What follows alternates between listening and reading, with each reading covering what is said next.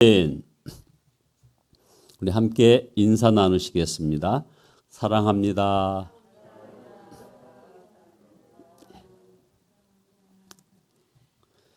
오늘 말씀 제목은 회개하며 갈망하며 라는 제목으로 이 초대교회 7교회가 있습니다. 이 7교회 가운데 마지막 언급된 바로 이 라오디게아 교회를 통해서 하나님께서 하시고자 하는 이 시대의 그 말씀을 한번 상고해 보고자 원합니다.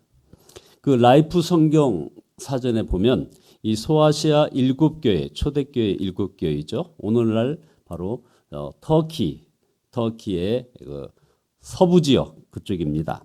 여기에 이제 에베소 교회가 있는데 여기에는 그 칭찬을 한 말이 모아져 있는데 에베소 교회가 받은 칭찬은 바로 수고와 인내와 선한 행동에 대해서 칭찬을 받았고요. 그 다음에 서머나 교회는 환난과 핍박 중에도 영적으로 부요했다 하는 이런 칭찬을 받았습니다. 그런데 또 버가모 교회는 그 많은 순교자가 나왔고 그 순교 중에 믿음을 지켰던 것을 칭찬을 받았습니다. 다음 네 번째 교회인 두아디라 교회는 봉사와 인내를 계속해 왔던 그거에 대해서 칭찬을 들었고, 다음 사대교회는 아주 소수의 정결한 사람이 그 교회를 이끌어가는 것에 대해서 칭찬을 받았습니다. 또 빌라델비아 교회는 끝까지 충성한 것에 대해서 칭찬을 받았습니다. 그런데 그 마지막 교회, 이 라오디게아 교회는 아무런 칭찬이 없습니다. 바로 이 라오디게아 교회, 여기 이 교회 성도들을 바라보는 예수님의 마음이 오늘 지금 우리가 읽은 본문 말씀에 그대로 나온 것입니다. 한마디로 우리 예수님께서 사도 요한을 통해서 하신 말씀은 바로 토하여 내고 싶다 할 정도로 이 라오디게아 교회에 대해서 지금 아주 심한 질책을 하시는 겁니다. 바로 16절에 내가 이같이 미지근하여 뜨겁지도 아니하고 차지도 아니하니 내 입에서 너를 토하여 버리리라. 이 말은 정말 충격적입니다. 더 충격적인 것은 이 정작 라오디게아 교회 교인들은, 성도들은 자신들의 그런 영적 상태가 어떠한지에 대해서 전혀 모르고 있다는 것입니다. 17절에 나오죠. 내 곤고한 것과 가련한 것과 가난한 것과 눈먼 것과 벌거벗은 것, 모든 그 상태가 아주 암흑과 같은 그런 상태를 얘기하는 열거한 내용에서 여기에 대해서 너희들은 알지 못한다라고 얘기하고 있습니다. 이럴 수가 있습니까? 바로 이것이 정말 더 두려운 것입니다. 라오디게아 교회 교인들은 자신들이 나름대로는 신앙생활을 잘하고 있다고 생각했던 사람들입니다. 영적으로는 곤고하고 가련하고 가난하고 눈멀고 벌거벗었는데도 스스로는 정반대로 생각하고 있었다는 겁니다. 자기 자신을 안다는 것, 이것은 정말 정말 어려운 것입니다. 자, 그러면 그렇다면 여러분들은 어떻습니까? 이 유튜브 방송을 시청하고 계시는 시청자 여러분들은 또 어떻습니까? 여러분 나름대로 자신에 대한 판단이 있을 것입니다. 그러나 주님이 보시기에도 그럴까요? 주님이 보시기에 우리 자신은 어떤 모습일까요? 우리가 우리 자신을 잘 아는 것 같지만 사실은 잘 모릅니다. 자동차에 작은 흠집 하나만 나도 그렇게 빨리 압니다. 오늘 새벽에도 제 차를 보니까 또 조그만 흠집이 났더라고요. 그게 보여요. 금방 압니다. 음식이 상한 것은 그렇게 잘 알죠. 그러나 영적인 부분에 있어서는 얼마나 둔한지 모릅니다. 당시 라오디게아는 대단히 부유한 그런 도시였습니다. 얼마나 돈이 많은지 한 번은 그 라오디게아 교회 일대에 여러 도시가 큰 지진으로 도시 전체가 파괴가 되는 일이 벌어졌습니다. 그때 다른 도시들은 로마 정부의 도움을 요청해서 도시를 새롭게 건설을 했지만 이 라오디게아 도시는 자기들 스스로가 도시를 새롭게 했습니다. 그만큼 부유한 그런 도시였다 이 말입니다.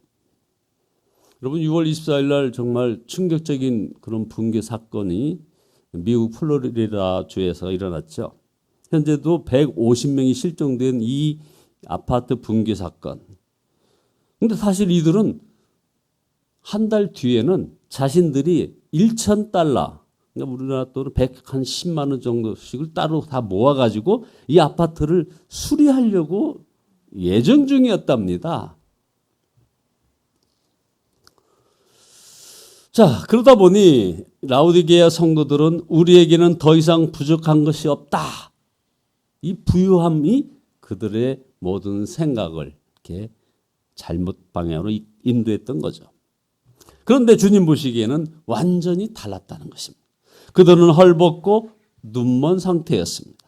영적으로 맹인과도 같은 삶을 살고 있었던 것이죠. 그래서 계시록 3장 17절에 보면 내가 말하기를 나는 부자라 부유하여 부족한 것이 없다 하나 내 곤고한 것과 가련한 것과 가난한 것과 눈먼 것과 벌거벗은 것을 알지 못하는도다. 영적 상태를 지금 얘기하고 있죠. 자, 그러므로 우리들도 조심해야 합니다.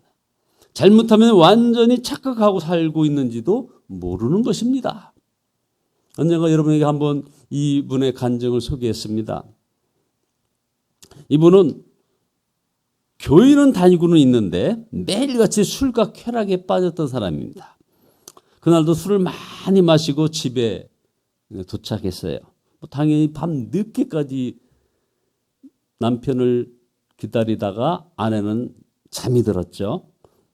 아내는 성경을 읽다가 잠이 빠졌고 그 얼굴 밑에는 노트 한 권이 있었다는 겁니다. 남편은 그 노트를 살짝 꺼내서 읽기 시작했습니다. 거기에는 이렇게 적혀 있었어요.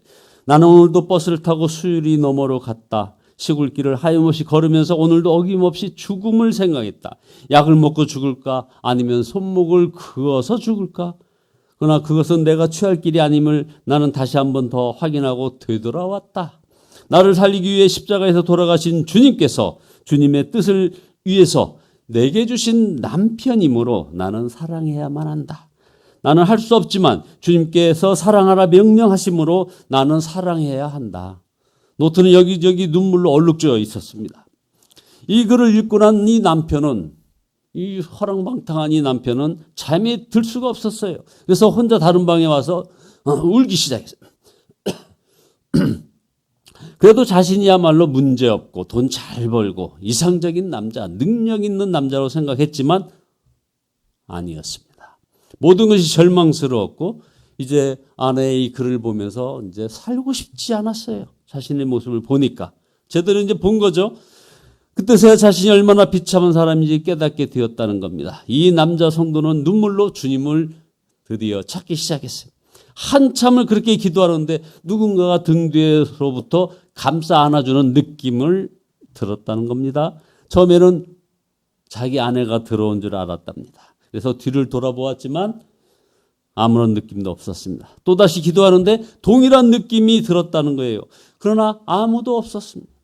그때 아주 세미한 음성이 들렸다는 겁니다. 내 사랑하는 아들아, 내가 너를 단 한 번도 버린 적이 없단다. 내가 너와 함께 있었고 앞으로도 그럴 것이다. 나는 너를 사랑한다. 그러고는 삶이 변했습니다.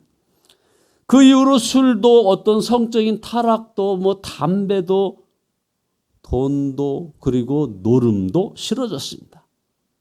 이분이 바로 지금은 100주년 기념교회를 사임하시고 우리나라에서 가장 주거비가 싼 곳을 찾다 찾은 것이 바로 경남 거창 쪽이라는데 거기에서 낙향한 이재철 목사님의 이야기입니다. 많은 그리스도인들이 먹고 사는데 별 문제가 없으면 영적으로도 그런 줄 압니다. 자녀들 별 문제 없고 건강하고 나름대로 신앙생활도 하면 자신은 괜찮은 줄 압니다. 교회도 마찬가지입니다. 우리가 눈에 보이는 것으로 우리 자신을 판단하기 시작하면 위기가 온 것입니다. 그럼 우리 자신의 영적 상태를 제대로 보지 못하는 거예요. 더 위험한 것은 그러면 우리 주님을 소망하고 갈망하는 그런 마음이 점점 없어진다 이 말입니다. 눈에 보이는 것에만 만족하며 살았던 이 라오디게아 교회 성도들은 더 이상 주님을 원하는 마음이 없었습니다. 주님을 갈망하지도 않았습니다. 그래서 20절에 볼지어다 내가 문 밖에 서서 두드리노니, 답답한 우리 주님께서 문을 두드리고 계신 것입니다. 이것이 우리를 향한 주님의 마음입니다. 여러분, 신앙생활이 미지근해지고 차가워지는 것이 어떻게 죄라고 할 수 있겠습니까? 때로는 그럴 수도 있잖아요. 더군다나 이 코로나19 이 상황이, 우리 집사님 조금 전에 기도하셨습니다만 그렇게 오래 지속되다 보니까 다들 지쳐 있어요.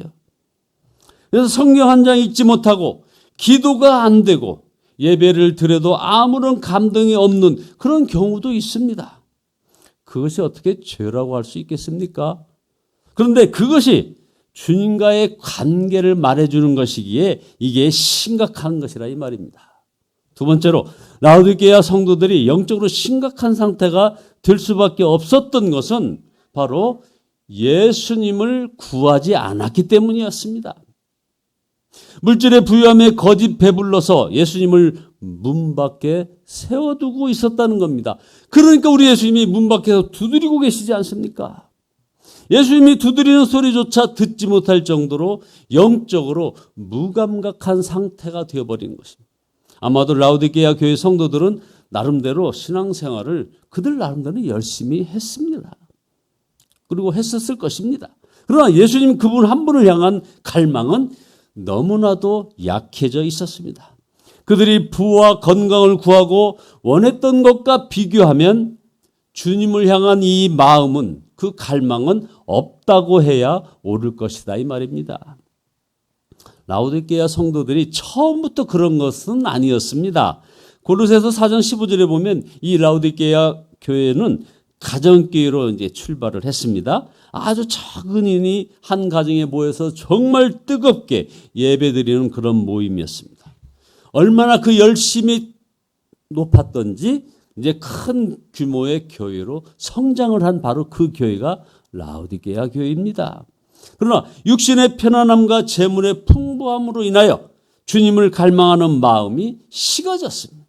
그래서 영적으로 헐벗고 눈먼 자가 되고 만 것입니다. 여러분, 한번 적용해 보죠. 우리의 영적인 위기, 이거 다른 것이 아닙니다. 주님을 더 이상 소망하지 않을 때, 여기 이게 영적인 위기가 오는 겁니다. 더 많은 것, 더 좋은 환경, 더 좋은 차, 더 좋은 집, 더 좋은 직장, 더 재미있는 것에 대한 갈망은 계속 있습니다. 그런데 주님을 향한 갈망은 너무나도 적습니다. 여러분, 이 새벽기도 1시간 정말 귀하지 않습니까?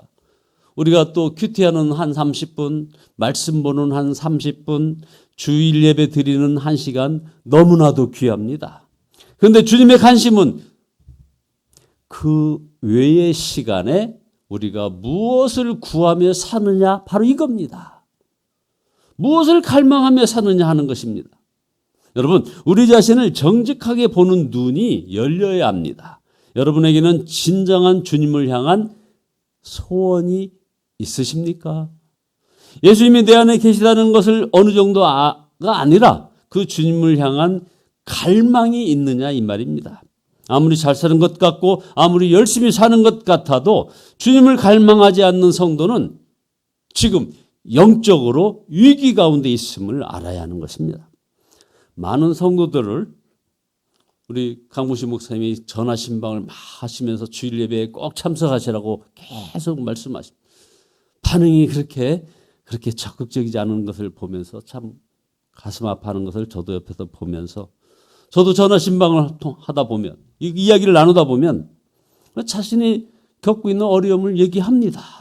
그러면서 위기라고 본인들도 말을 합니다.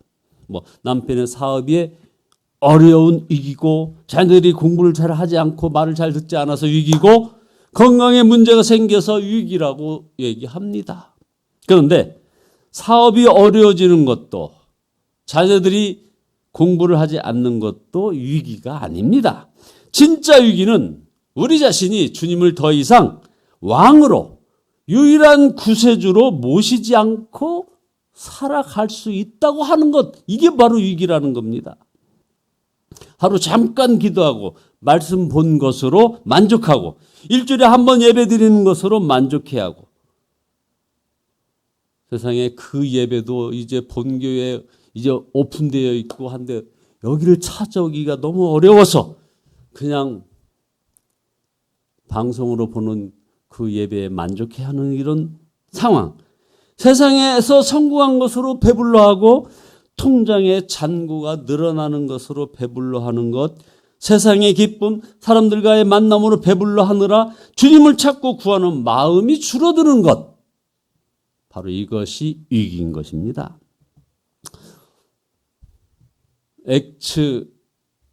MDB 동문들이 그 유튜브 방을 만들어 가지고 거기서 이제 해외 파송되는 선교사들, 이런 상황에서도 파송되는 선교사들이 있습니다. 우리 한국교회 대단한 교회죠. 매일 마약을 하고 밤중에 총성이 멈추지 않는 중남미의 우루과이에 선교사로 파송되는 어떤 선교사님 한 분이 파송 예배 때 인사 말씀을 하시면서 이런 말씀을 남겼습니다. 저희가 오지로 떠나는 것으로 인해서 불쌍히 여기지 말아 주십시오. 우리 아이들이 교육 환경이 열악한 곳으로 떠나는 것으로 인해서 불쌍히 여기지 말아 주십시오. 다만 제가 주님과의 관계가 멀어질 때 저를 불쌍히 여겨 주세요 하는 말을 남기고 떠났습니다. 목사도 선교사도 환경이 어려워지는 것이 위기가 아닙니다. 우리 안에 주님과의 관계가 멀어지고 주님을 간절히 찾는 마음이 식어지는 것, 이게 바로 위기라는 겁니다. 자, 그러면 세 번째, 어떻게 해야 할까요? 라오디게아 교회를 보시면서 너무 답답해하신 예수님께서 이렇게 말씀을 하십니다. 계시록 3장 18절이죠. 내가 너를 권하노니 내게서 불로 연단한 금을 사서 부유하게 하고 흰옷을 사서 입어 벌거벗은 수치를 보이지 않게 하고 안약을 사서 눈에 발라 보게 하라. 연단한 금을 사서 부유하게 하라 하고 하셨습니다. 여러분, 금은 그냥 만들어지는 것이 아니지 않습니까? 뜨거운 용광로를 통과해야만 합니다. 우리가 영적으로 강해지는 것도 동일합니다. 고난의 용광로를 통과해야 되는 것입니다. 주님은 라오디게아 성도들에게 연단하라고 하셨습니다. 이제 더 이상 안주해 있지 말고 더 이상 잘 먹고 잘 살기만을 기도하지 말고 좁은 길 가고 말씀대로 살면서 고난도 받아보라고 하시는 것입니다. 그러면서 우리는 영적으로 더욱 살게 된다는 것이죠. 흰옷을 사서 입어 벌거벗은 수치를 보이지 않게 하라고 하셨습니다. 라오디게아 교인들은 여기 예수님께서 왜 흰옷을 사서 입으라고 말씀하시냐면 라오디게아 교인들은 훌륭한 옷을 자랑하며 살았던 사람들입니다. 바로 그 도시가 패션 도시였었어요. 그러므로 영적으로는 벌거벗은 자들과도 같다는 것을 이렇게 비유해서 말씀하시는 거 아닙니까? 그래서 주님은 나에게 흰옷을 사라. 너희들 잘하는 여러 가지 채색 옷을, 멋있는 패션, 유행 옷을 사는데 나에게서 흰옷을 사라는 겁니다.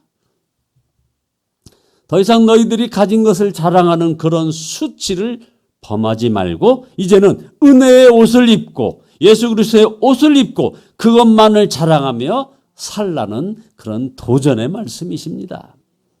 마지막으로 도전하신 것은 안약을 사서 눈에 발라 보이게 하라는 것입니다. 우리 주님이 너무나 안타까우셨어요. 성도들이 세상을 바라보는 이 눈, 물질을 바라보는 눈, 그 정을 통하는 눈, 이렇게 그것은 밝은데 영적으로 맹인이 되어 사는 것이 안타까웠다는 겁니다. 그래서 안약을 사서 눈에 발라보라고 안타깝게 우리한테 지금 권하는 것입니다. 이제는 세상의 풍요로움만 보지 말고 문 밖에 서 계신 주님을 바라볼 수 있어야 한다는 것입니다. 주님은 그들을 향하여 계속해서 사라고 하셨습니다. 사라. 이 말은 대가를 지불하라 이 말입니다. 너희들의 신앙을 위하여 대가를 지불하라. 대가를 지불하지 않는 신앙은 영적으로 죽게 될 수밖에 없는 것이죠. 예수님은 비록 죽은 자 같고 영적으로 다 식어져 버린 라오디게아 성도들이었지만 그들을 사랑하셨습니다. 그래서 말씀하십니다. 19절에 물은 내가 사랑하는 자를 책망하여 징계하노니 그러므로 내가 열심을 내라 회개하라. 이제 더 이상 그렇게 영적으로 죽은 자처럼 식어진 상태로 있지 말고 이제 열심을 내고 회개하라고 얘기하는 겁니다. 주님은 오늘 우리에게도 같은 말씀을 하십니다. 특별히 열심을 내라고 하십니다. 이 열심은 세상에서 물질을 모으고 성공을 위한 그런 열심이 당연히 아닙니다. 주님과 동행하기를 갈망하는 그 열심을 말하는 것입니다. 여러분같이 이렇게 새벽에 이 열심을 내는 이 유형의 열심을 말하는 것입니다. 여러분, 우리에게 필요한 열심이 있다면 오직 하나님입니다. 그 하나예요. 주님을 우리 마음에 영접하여 동행하기를 갈망하는 그 열심. 그래야 20절에 볼지어다 내가 문 밖에 서서 두드리노니 누구든지 내 음성을 듣고 문을 열면 내가 그에게로 들어가 그와 더불어 먹고 그는 나와 더불어 먹으리라. 주님을 향한 내 마음을 열고 내 안에 충만하게 임하여 주시기를 원하는 것, 바로 이 갈망입니다. 주님, 우리가 마음을 열고 예수님을 그렇게 갈망하고 소원하면 예수님은 나와 함께 더불어 먹는다고 하셨습니다. 예수님과 밥 먹는 관계, 여러분 이게 가장 친밀한 거 아닙니까? 예수님과 밥 먹는 관계가 될 정도로 친밀한 관계가 시작된다는 것입니다.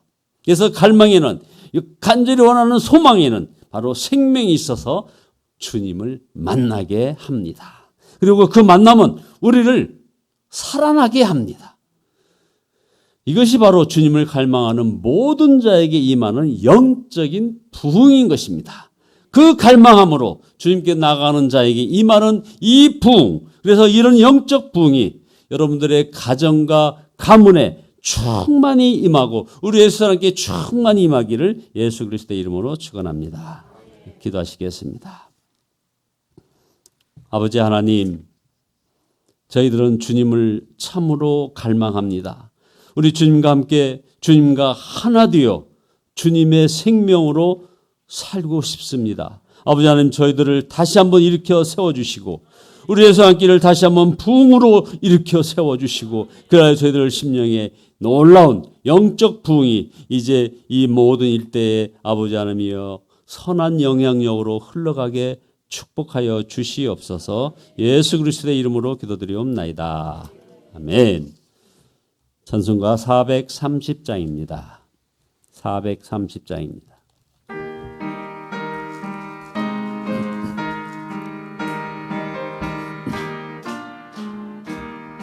주와 같이 길 가는 것 즐거운 일 아닌가.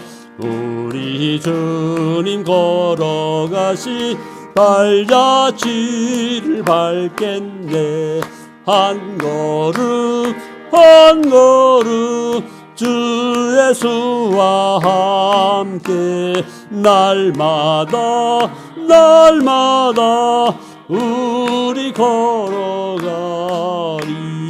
어린아이 같은 우리 미련하고 약하나 주의 손에 이끌리어 명길로 가겠네.